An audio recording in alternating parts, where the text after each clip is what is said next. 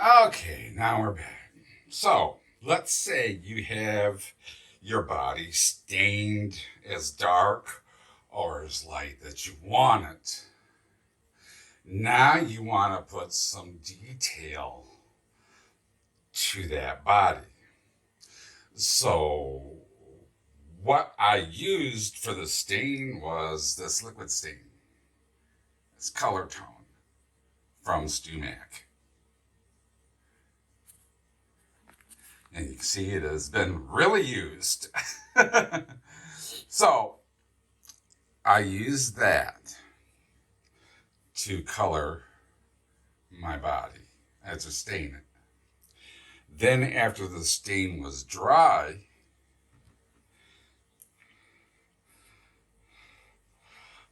I took the glue and just for demonstration purposes, I squirted a line of it. Hopefully it will come out here.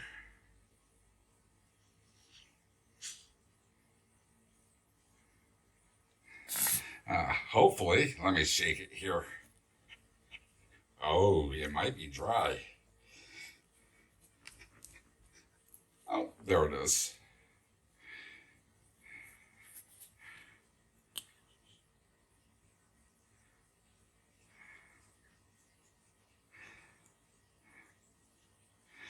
Now what I did was I squirted a line of it down. And then I took one of these, it's like a little skewer.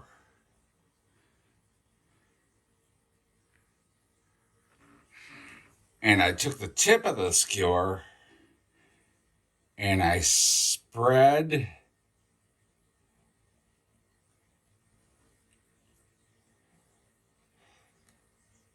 the glue around.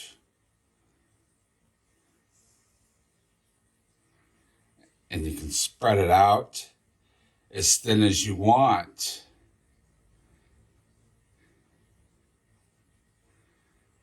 And you can even like curve it. You can shape it into any shape that you want, and it'll dry that way. And you can like spread out the sides a little bit.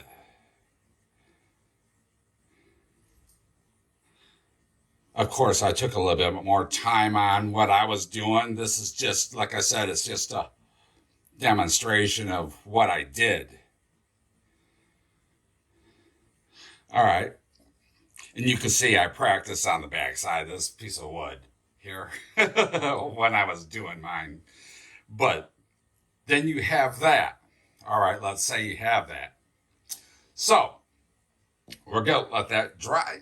And I will be back in a few minutes to peel it off. So here we are back. Now, since this is just a demonstration, I went to go ahead and touch that to see if it was dry. Oh, by the way, if you are doing the Frankenstrat, spray paint it black before you peel the paint off. I forgot to mention that. But yes, lay your glue down, spread it out, let the glue dry, then paint black. All right. Then after everything is dry, like I said, I touched it to see, and some of it came up. Take the tip of a razor blade. See if I can do this. And just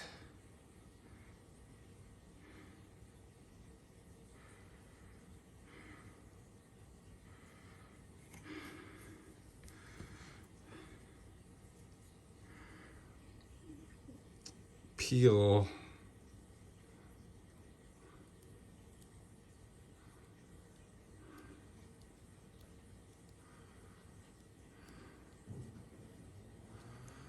the glue off of the wood. Now, since this isn't finished, wood, it's a little bit harder to do.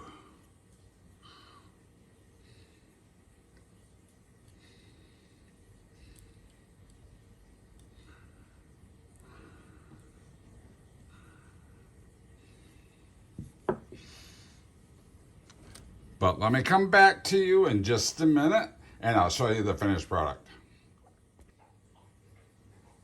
Okay, so now we're back.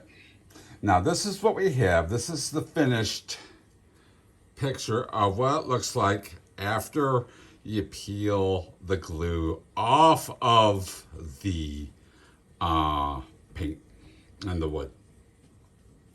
Now, at this point, it doesn't matter whether there's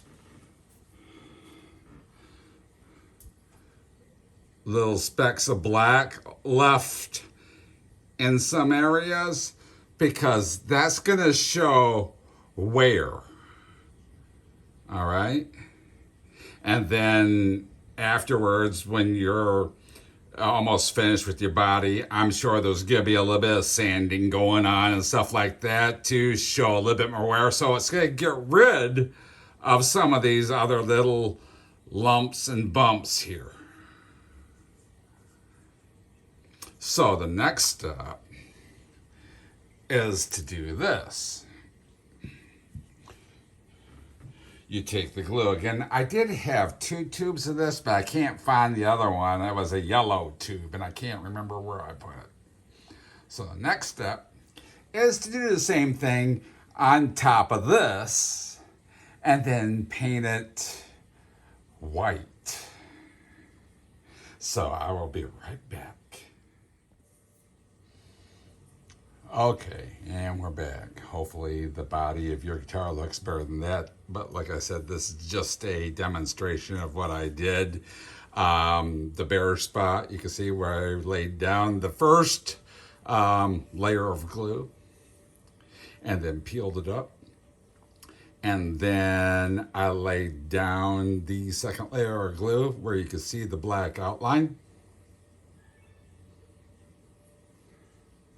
And then dried it up, painted it white, and then dried it off, and then peeled it up. I'm doing this as best I can right now because I live in Michigan, and when I built my guitar, it was like 90-some degrees outside, and it dried instantly. So I'm using a hair dryer on this, but I hope you get my gist of this whole thing.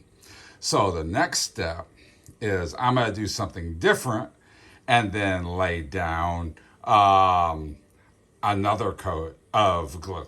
All right, so I'll be right back. Okay, so what I did in this instance was I put a piece of yellow gaffer tape over the white and black, and then spread some more glue around the edges of the already done paint there. And what I'm going to do is I'm going to spray that with some red lightly, and then I'll be right back to show you the completed work. Okay, so now here we're back. And it's not the exact desired look I was looking for, but I think you catch the gist of my meaning as far as how I laid the glue down. I put a stripe with that piece of tape across there so the red wouldn't touch any of the covering from the tape. And I just peeled the glue away from the paint and wood on each layer. So what I did was initially I laid a bead of glue down and I spread it out with this, and then I let that dry probably overnight. This was a short demonstration, so the glue was still a little bit sticky. And then I peeled that glue off, and then I laid down another layer of glue, a little bit wider, strung it out a little bit more, again with the skewer. Let that dry again overnight, and then the last night, I would, like, if a piece of tape needed to go across that certain section or not,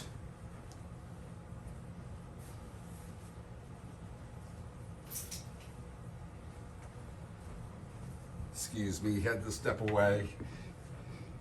Let me move this out of the way really quick.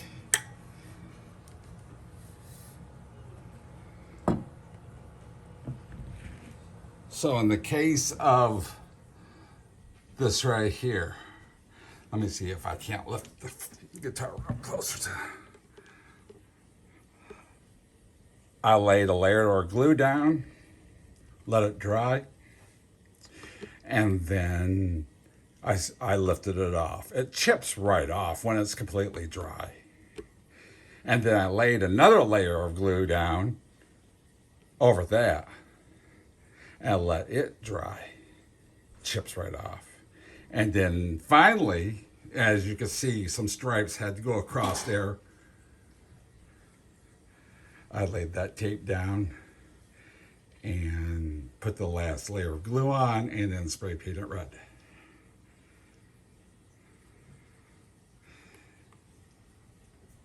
So, is it meticulous? Yeah, it is a little meticulous. But in the end, the result's awesome. I mean, it's not only on the front, but on the back also. So, but that's about it on as far as how I did these little areas right here. I hope that answers the guy's question, and I hope that answers anybody else's question about how I did that. So I thank you very much for stopping by. Please do not forget to subscribe. Leave a like, helps out the channel, comment, and ring the notification bell so you know when another video comes up. All right. Thank you very much. I hope you guys have a great week and an awesome night. All right. Bye-bye.